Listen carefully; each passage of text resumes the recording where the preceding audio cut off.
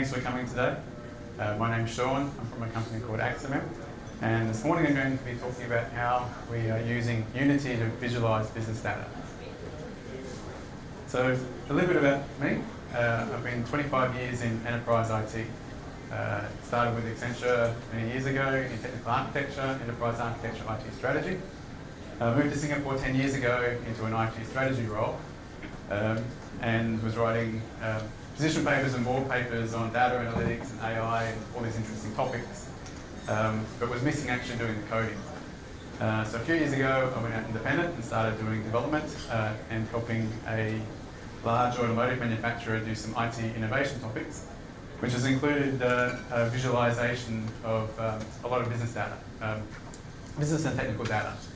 And that's what I'm going to talk a little bit about today, about how we did that, and then what we're doing now to turn that into an offering using Unity.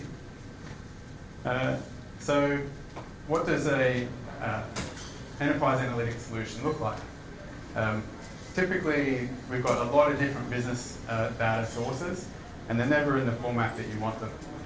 So down the bottom here, this is an infrastructure case for managing IT servers. So this particular customer has got 4,500 servers across Asia Pacific, from China all the way down to New Zealand. And across those 4,000 servers, there's 30,000 disks. And if one of those disks fill up, then it means that the server might crash, and you might not be able to buy a car in Korea. Or that if you're doing a servicing and the warehouse server falls over, they can't get the part to you in the morning to get the car back to you in the afternoon, for example. So these are critical resources for the company. We collect all this data into this system, and that turns into about 1,500 events per second. So every one of those servers and disks is sending information about its status. It's kind of Internet of Things, if you like. It's bringing all that data into our server. And once we get that data, we process it into different systems. And so internally, we take those events and spread it out using RabbitMQ, a messaging solution. And that turns into about 4,000 events per second. And that's all happening on the server behind the scenes. Across all these servers, 4,000 servers, 30,000 disks, a bunch of network equipment, and all these other pieces, there's about 100,000 time series. So a time series is basically a piece of data at this particular time.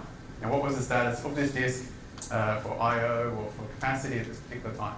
So we collect about 100,000 different time series, and then we collect about 50 observations, the last 50 observations of those. It all runs on a single server.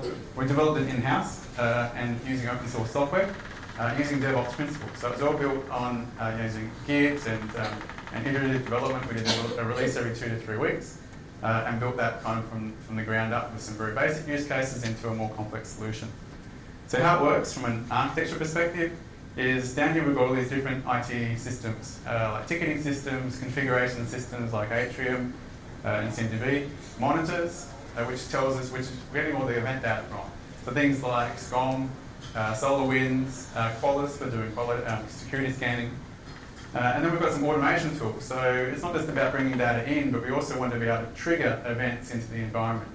And so we use Ansible there to trigger certain actions on servers, for example, when we see something wrong. Those are all connected up, and they feed data into in-memory shadows. So this is, again, like a shadow or a digital twin of all these devices. And we use a messaging system to connect all that together using Rabbit. So all this is written in Python on the server.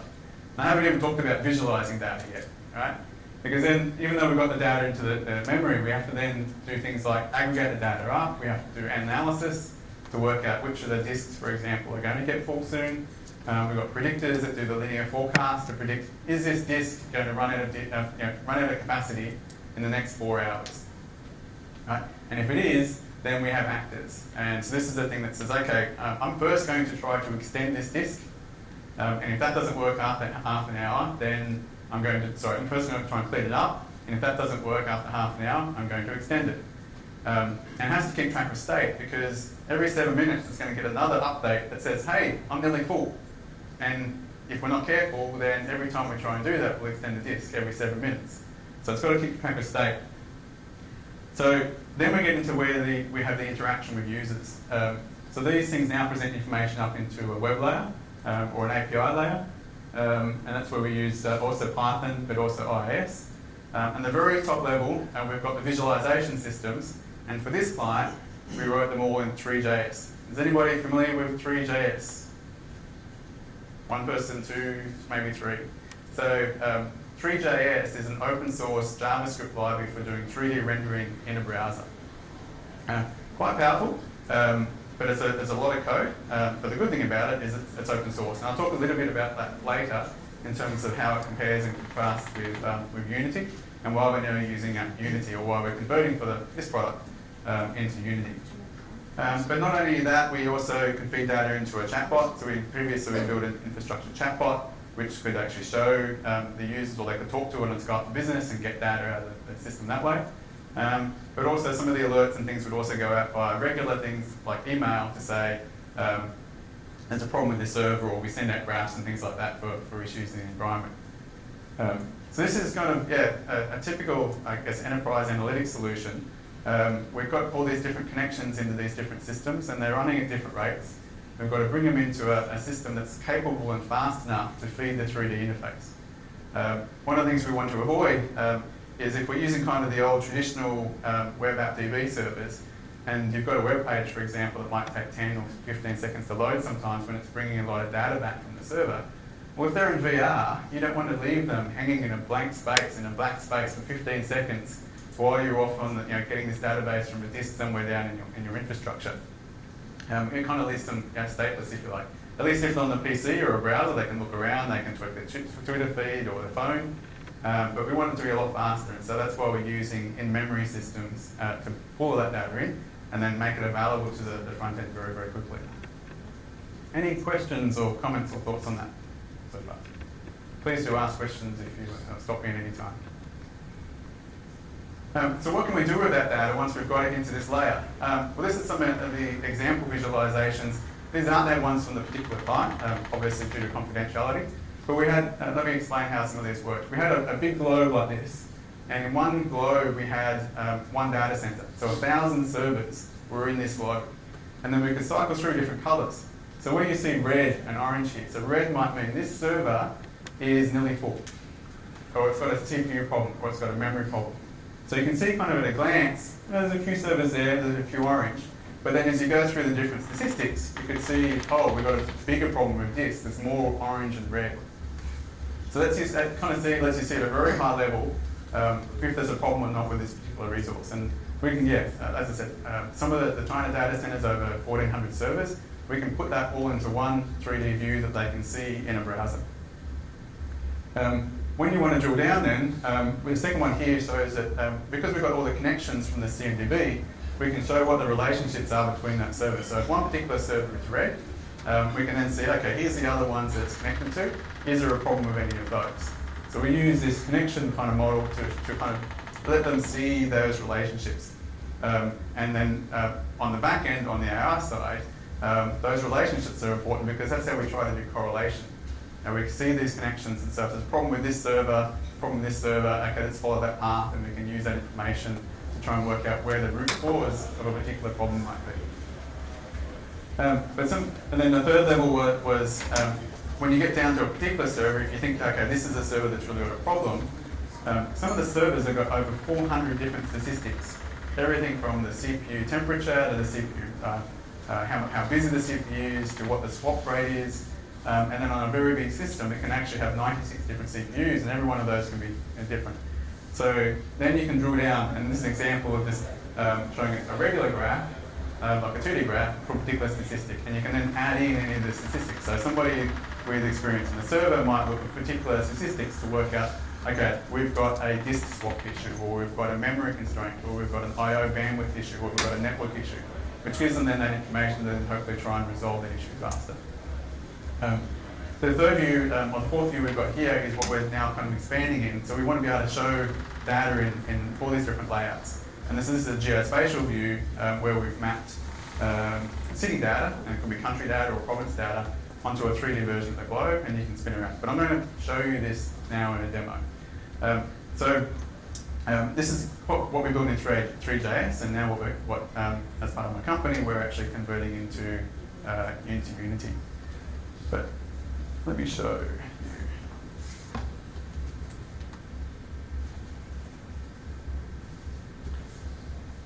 So we've got, this is kind of the top level menu, and it's already kind of a 3D mode. We've got two example applications here. One is an atlas, the 3D view of the globe, and the second one is a trading application, or like share trading. So if you go into the globe, we have a 3D version of the Earth. We've got every 7,000 cities, all the countries, and all the way down to the province level. So we can see, okay, Singapore is a bit small here, so it's in this level of detail it's kind of missing, but we'll turn up in a moment. But all the provinces across the different countries, and then you'll also see kind of island chains and things there as well. But then we can, any of that data points, we can then hang data off. So this now shows us up to 7,000 cities, and the height of the bar is the population. So if we look over here, we see Tokyo, for example, and then Beijing, Shanghai here. Other cities. Now this little spike here, okay, this one here is Singapore, right? Jakarta, and so on. So we can plot, and you can hang any data. So it could be population data, or it could be GDP, or it could be, if you're looking from a network perspective, it could be bandwidth in those cities. It could be your sales. If you've got a global network, it could be your global sales, or split by city. But we can then cycle through different data sets, and this is only random data at the moment. We have plots for every one of the provinces. And so, for example, Australia, you see all the different provinces, or in China, it's got a bar for each of the provinces. So we can then hang any data point off that. You see some of the countries, there's a lot more different provinces. And then, of course, as well, the top level one is the country level. So we can then see, we can attach data to countries. So it could be any kind of economic or data that you want to place there. So that's kind of this top level view from a country perspective and from a geospatial perspective. Now we can drill down all the way down to the street level if we want to. So if you've got like a country like Singapore, we can actually then drill down to Singapore, show a similar view of Singapore, and then you can plot addresses or townships or HDBs or roads or buildings or trains or anything like that. As long as you've got a data point, we can plot it onto the GPS coordinates. But this is kind of fairly static data. It could be on top of a lot of data, so we could have population data back to, I don't know, year 0, and then using a slider, you move backwards and forwards, so you can see the rise and fall of Rome in different cities and things like that. But it's still kind of fairly static data. Population data doesn't change all that much. But let's have a look at a streaming example. So in trading, that's where we do see a lot of financial services data, and a lot of moving data. They've got a lot of historical data that could go back 10, 15, 20 years. Some of the trading data actually goes back to 30, 40 years. But they also have a lot of fast-moving data, transactions in the banks, or what customers are doing, or in this case, share trading. So in this model, we show S&P 500 companies. This is 500 companies from the S&P 500 index, and the current share price based on the loading. Now this is still historical data. We don't have it connected real time to the exchange, but it's quite easy to do that as long as you've got an API we're connected to. So the data is changing. You can see it's actually getting towards the end of a load, so it's not too busy at the moment. So what I'm going to do is actually go back and start doing the reload. System. So this is the back end of the server, also models these things, and this is all the threads. So I'm going to stop the loading. Yeah, stop, and then I'm going to reload it. So now this will go back to the start from 2009 and start reloading all that data, and we should see now in here, there's a lot more movement of the data. So we can see every time the share price goes up, the object goes white for a moment, and every time the share price goes down, it goes black for a moment. And that's where we get the animation. We did start like doing, like we can change the thickness of the things as well. So depending on that, you could have a bar go at the back or the front. But it can be kind of it looks very kind of very fast. And if you're standing too close to it in the VR, it looks like it's going to hit you. So you could do it this way, but you can also, for example, we could attach sound to it. So if the trade went down, you could do a falling tone, and if it went up, you went a rising tone. And the volume of the trade could be the kind of the actual overall tone or the volume. So if you start moving close to Apple in here, for example, which is very, very heavily traded, you might hear a lot more noise. And so you can use a spatial surround system in Unity that as you get close to different objects, you could hear that. So we're trying to get away from just taking 2D graphs in Excel and putting them into a 3D axis. But really look at how we can use VR to help people experience the data as it's kind of flowing, as it's moving. We can then, from here, middle somewhere, also show relationships. So this is companies that could be related by industry, or if you wanted to, by previous CEO, or any kind of correlation. It could be companies that tend to move together, or common ownership if you're looking for fraud, for example. And once we've got these connections, we can also then do different layouts. So this is all just based on algorithms. There's no kind of placement here by humans. The size of the sphere is determined by the number of elements, and so as you increase and decrease the number of elements, the size of the objects change. So this is basically a grid. You could arrange this by industry or sector. And eventually what we want to do is when you click on or select a couple of those objects, then the other one will just go dark for a while, so you can kind of just work on those and focus on those. But at any time here, we could add a context menu here to say, okay, I want to trade, or I want to buy, or I want to sell this. And again, just trigger that API through to the exchange and execute that all within this environment. The other one as well that we're kind of working on is table. Oops. So get rid of that. So we can also do graphs. So we do get down to these two levels. So when you do want to get down to the actual data that's being fed through, this shows every time we get a stock price update that kind of flows into here. We can then make it bigger, or we can lock it to the page so it's a bit easier to work with, or we can add more data points to this. But it just shows, again, we're kind of adding that data as it's coming into the UI.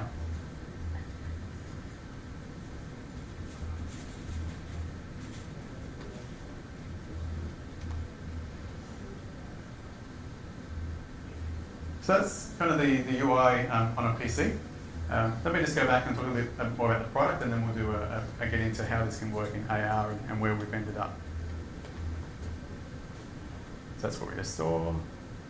What we're trying to build is an end-user-oriented data visualization system. You can have as much data and smarts on the back-end system, but if it doesn't kind of be user-friendly and engaging and fast, then you kind of lose the opportunity to engage with the user. We want to be high capacity and throughput. So as I said, we're using a new type of memory from Intel. They can scale up on a server up to 24 terabytes on one server. But we can also run in memory and without persistent memory, so we can just pull the data in as needed and cache it, and then present it to the user when they need to in the interface. We do runtime analytics and AI execution. So this is when the data is coming in, you can trigger an AI or a bot. In fact, some of the stuff Unity's doing with AI bots in the game space is stuff that we're also trying to do in the enterprise space, so that we can react to information faster, add more smarts. When you're playing a game and you get some NPC that's kind of doesn't have very smart intelligence, well, that's what a lot of enterprise bots are like at the moment. We need to make them a lot smarter and be connected with a lot more data to make them more intelligent and aware of the environment.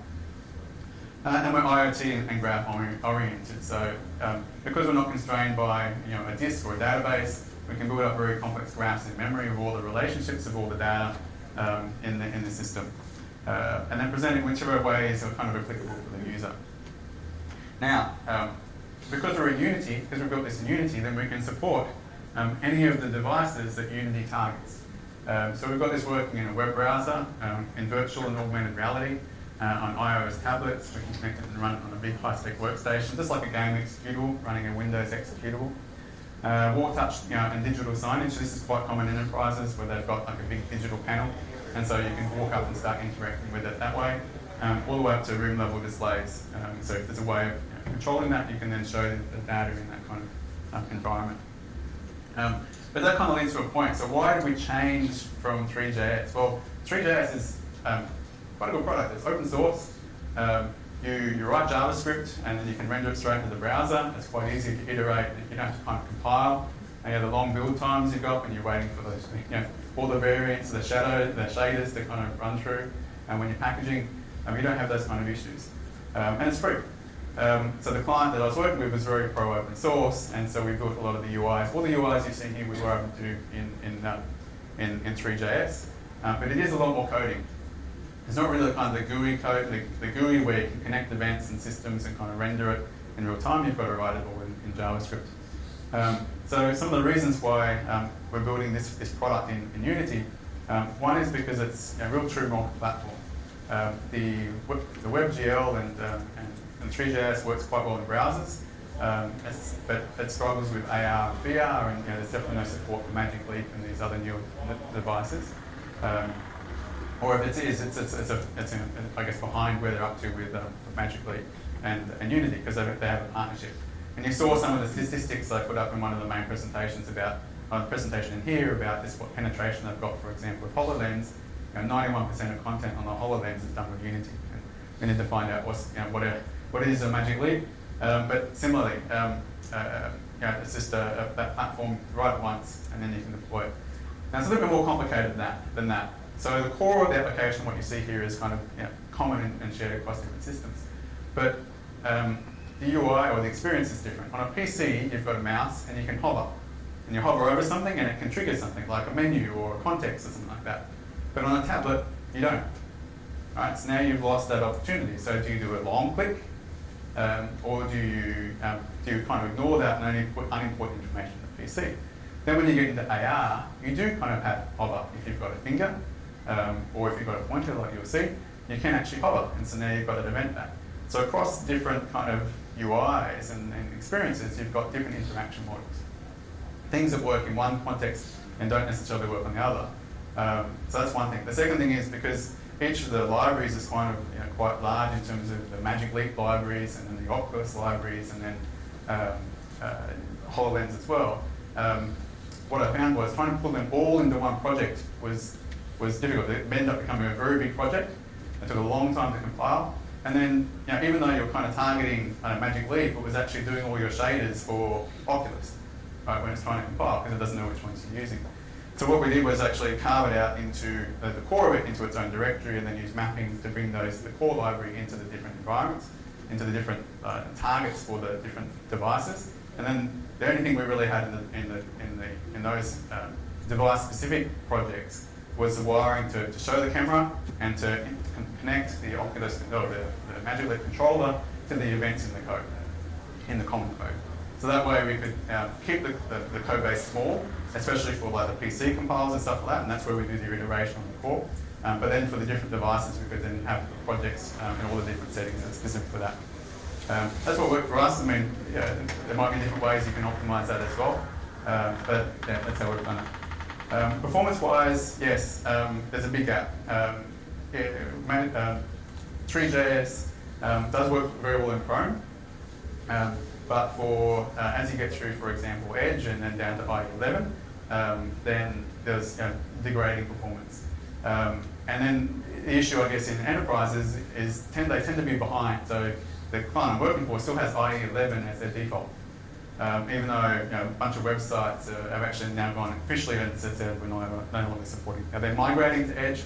But then what we found was when we actually moved into Edge, the ThreeJS performance for some of the transparency we were doing was even worse than IE11. And I don't know if you know, but they're now actually gutting Edge and replacing it with Chromium. So the next future version of Edge will actually use Chromium as the engine. So maybe ThreeJS performance will go back up again once they've done that. And the last thing, code protection. So because ThreeJS, all your code actually gets sent to the browser in JavaScript files, then all your wonderful code and how you've done your algorithm and stuff is all visible to the user, hit F12, and they can see exactly what you've done. So with this, you've got a more level, high level of protection with your code. Not foolproof, but it's a lot more better that way. Some other things as well, like the asset store and being able to buy objects and just bring it into your code as packages is something else I found as being very helpful as well. So given that, going to Unity has allowed us to do some interesting things with augmented reality.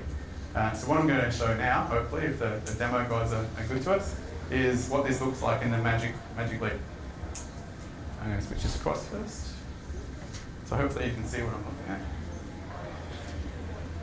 Yep, that's on.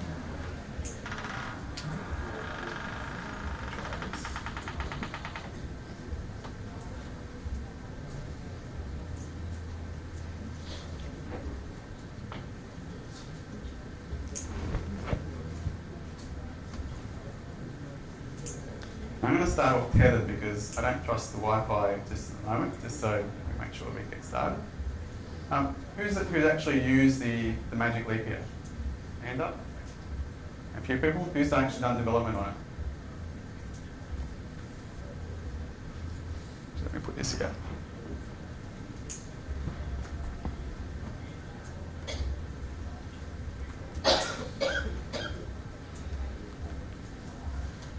So one of the things that Magic Leap is doing, as I'm looking at here, is scanning the environment and creating a mesh that can then use to show the occlusion. And what that means is, if I click the bumper here, it should give us what it's actually seeing. So we can see the floor here, and the colouring is how far away it is from me, how much distance have I got. So you can actually see the people here as well. As I'm looking around, it's mapping the environment. So this is all pulled back into Unity as meshes. And actually, a better view of this is the mesh view. So it actually comes back into Unity as triangles.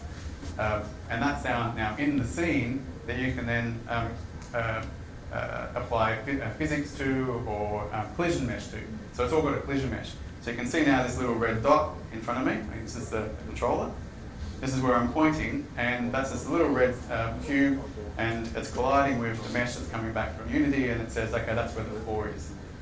So let's look around, if you can actually put it under the chair, and that's how it gets it, chair and table in the environment, and so on. So as you point further back, it actually is reading the environment. Sometimes it gets a few artifacts in here based on reflections and things, but that's kind of the way the meshing is used. I'll come back to how that works from an inclusion perspective in a moment. So I'm going to turn this off for a second. So this red dot is where I'm going to create my menu that you saw before. Please tell me if it stops or if it's not working, but can you now see? Yep, okay. So this is the menu you saw a moment ago. Actually, I'm just going to move it a bit closer. Oh, you're right. So let's go into the atlas first. So here is the sphere that we were looking at earlier, and I can walk up and through this and interact with it, look behind it and so on, but let's put that data set in there. So you can see, as I get closer, actually I'm just going to move it closer so we can see what I can do here. Oh, I'm tethered.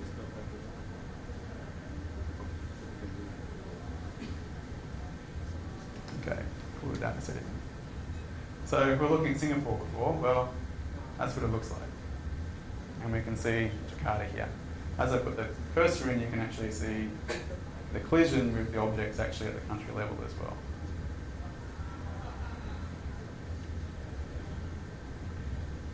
So as I said, that's the kind of geospatial view. You can walk in and around it. Let's go back now to the flowing data.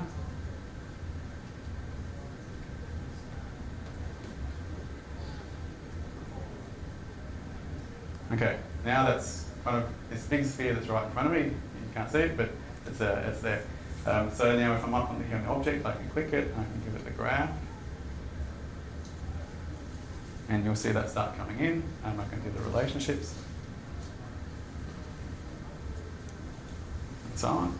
Now if I walk inside the sphere, you'll see that all the objects actually flip around and face inside. So now I can interact with it more from a VR perspective from the inside.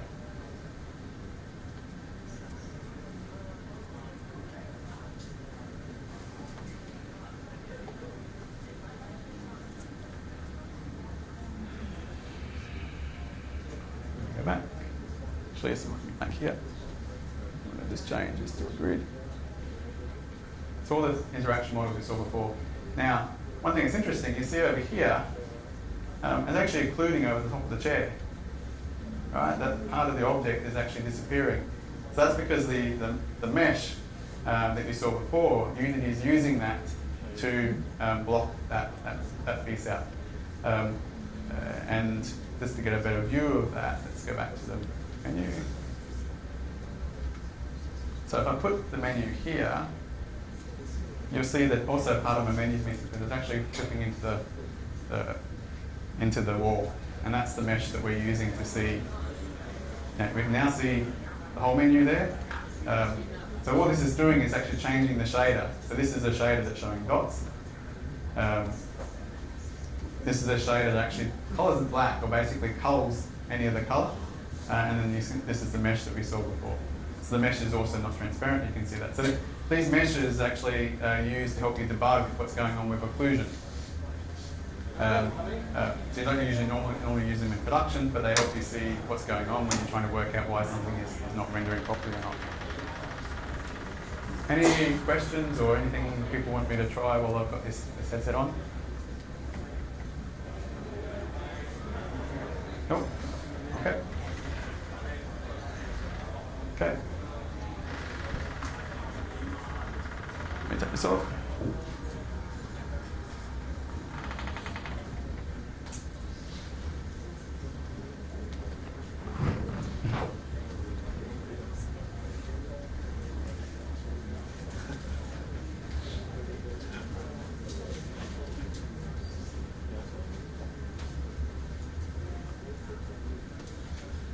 Okay, so we talked about the front end. Just let me share some of the considerations on the server side. So some of the things from an enterprise perspective, a little bit different to the gaming environment. We do have it can be terabytes of enterprise data, lots and lots. But we need to find a way of bringing that into a memory space where we can access that very quickly from the front end. Now you can see as you're moving through the menus, it was very quick. So that on the response time on the server, at the moment is less than 50 milliseconds. This server that I'm actually pulling the data from is actually in Taiwan. It's actually lent to us from Intel, because we've been working with them on the persistent memory infrastructure. But the data center group there have actually lent me a server in Taiwan. So the latency you see there is also partly the latency of the data coming back from Taiwan. That's coming over a VPN to a server in Amazon, and from an Amazon server that's coming back via Wi-Fi, via 4G to the router here, then being pushed into the Unity device, which is then doing the rendering. It's also taking reality, that scanning you saw every quarter of a second, subtracting that from the mesh that you saw, putting that into the eyes here, but also then turning that into a stream back to my laptop so you guys can see that. So that's kind of the way the setup works. But from a data perspective, if we don't have the server be able to respond very, very quickly, then it all just slows down. So as I said, high UI performance required. Another thing that happens as well is that you get to kind of a game point and then you release, and then you might have game updates after that, but it tends to kind of have a life cycle. Whereas some of those applications in enterprise space can last 10, 15 years. Right? So they evolve over time. They tend to be a bit slower, but now with DevOps and this whole iteration process, the speed is picking up. And yeah, long lifetimes, as I said. So there's two of the things we're doing to help address that. One is we're adopting this thing called persistent memory. I'll give more information about that in a moment. But this lets us run up to 24 terabytes of data on one server in a very in-memory structure, which makes it easy to work with. Now what this might mean from a gaming perspective is that if you're running a game server, if you've got to build a backend for running a big multiplayer community all in real time, you should probably take a look at this, because you can actually run what you can currently do maybe with 5 servers, you might be able to run on 1 and simplify. Because one of the big issues with enterprise is that the persistence, right? You get transactions in, you have to persist it, which means you then have to push it usually to a database over an SQL interface or something. In a gaming environment as well, you've got to do persistence. If somebody spent years, not years, but long hours kind of building up their inventory and their coins and things, but then they log back in one day and they're gone, you can imagine what happens on Reddit, all right? Yeah, there will be all the feeds come back. So you need persistence as well. And so with this model, you can actually just write it once in your memory object, and it actually gets persistent in memory. You can turn the server off and on again, or do an update, and all the data just comes back. So massively simplified for game servers as well. But we're using that for how we manage the data analytics on the enterprise side. It also means from an operations perspective, you can minimize downtime and so on. Something else, there's a presentation I think going on right now on entity component system in Unity, on the front end. And the reason why Unity is kind of doing this is because we're going to a multi-core CPU architecture. These devices now, the mobile phones have got 4 and 8 and now a higher number of CPUs, but the speed of each CPU is not changing. And so they have to really focus on the CPU and the performance they're getting from each CPU, but also the CPU cache. And so ECS is one of the big things about ECS is how you kind of stream in the same types of data in a long array so that the CPU's got a better chance of keeping the cache fresh and minimizing misalignments. Well, the same thing on the server. In the enterprise space, these servers now are going from a couple of CPUs up to one of the servers I'm working with. It's got 192 cores. Right, you have to spread your processing across these 192 cores and manage all the multi-currencies and stuff. But the same issue applies, and so we're looking at how we can use ECS on the server side in C++ to optimize how we manage the data in those environments. So as I said, another factor is C++ gaming has been around for a while. We used to have these very big monolithic Java objects, or sorry, C++ objects, and so you had this deep object hierarchy.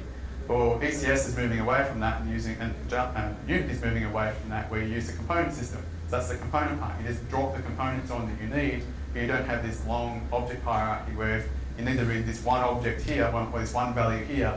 You need to kind of bring the whole object into memory. And as I said, runtime efficiency. So this is a memory. The biggest memory chip you can get today on a server is 128 gig. These chips actually go up to 512 gig, so you can pack much more memory into the same server. And the smaller chips is actually cheaper than DRAM as well. So if you're looking at gaming servers and stuff and how you build infrastructure out, then do take a look at that. Just to show an example, when we're using this in analytics, on this one server of 23 billion trades, we can actually hit here, analytics, we can read the fields like average trade size, for example, over 2 billion field reads per second on a single server. Normally you need to really kind of scale it out. But this is the kind of performance you can get. So that could be reading these transactions, but it could also be processing the movements of all your characters and saving that for your game or your players, as well as your NPCs in this whole one big game environment at that kind of rates. So it's a big game changer for us. So come and see us at Booth 5 in the showcase. We do have an area over there. We've got a touchscreen, not this one, but a smaller touchscreen. We've got a VR demo, and we'll have the Magic Leap there in a few minutes as well. So if you do want to try it out and see what we're looking at before in the Magic Leap, have a look. Just want to mention, yes, that the server that we're running on is actually in Taiwan. It's been provided to us by Intel Optane DC Persistent Memory team. And HDD Pixel, the Pixel Labs, is also helping us out with providing the headset. So the Magic Leap headset is actually from them. So do take a look at what they offer down there. They're not just doing the immersive lab, but they've got design studios and design thinking seminars and things like that. So if you're looking in the immersive space as well in Singapore, then get connected to Pixel. So thank you very much. If there's any questions, I think I actually haven't got that much time, but any questions, if not now, then come and drop by at Booth 5 and we can talk then. Thanks very much.